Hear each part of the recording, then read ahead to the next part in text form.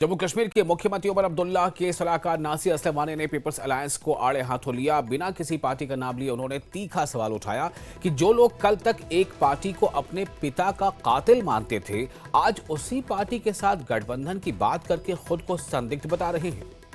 नासिर वानी ने कहा कि या तो वो कल झूठ बोल रहे थे या आज। उन्होंने स्पष्ट किया कि नेशनल कॉन्फ्रेंस न तो चुनावों से डरती है और न ही किसी राजनीतिक चुनौती से। उन्होंने कहा कि जम्मू कश्मीर को फिर से राज्य का दर्जा दिलाने के लिए उनकी पार्टी एक नहीं बल्कि 100 बार कुर्बानी देने को तैयार है। ये अलायंसेस इनके अपने मुफाद के लिए बनते हैं, लोगों के जो बका के लिए कभी आज तक बने नहीं, इसीलिए लोग इनको रिजेक्ट करते हैं। नेशनल कॉन्फ्रेंस को एक और जो खासियत है, नेशनल कॉन्फ्रेंस न किसी सरकारी दबाव में वजूद में आती है, न आई है आज तक, न कि एजेंसी के इजाद है, न ये पैसे के जोर पे बनी है। इन सब चीज़ों की जो ज़रूरत है वो इन्हीं अलायंसेस को आज तक पड़ी है, और ये एक और तजुर्बा यानी कि आपके कहने का मतलब है कि ये जो अलायंस बनते जा रहे हैं, क्या ये एजेंसियों की पैदावार है?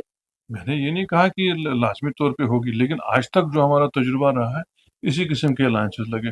और आपने देखा होगा, ये चाहे आप इत्तेफाक की बात मान लिए या ये हकीकत में भी आज आए होंगे, ये वही लोग जुट के आते हैं जो पहले भी कई दफ़ा जुट के आए होंगे। ये वो कुंभ के मेले में बिछड़ भी जाते हैं, फिर मिल भी जाते हैं, है वही लोग।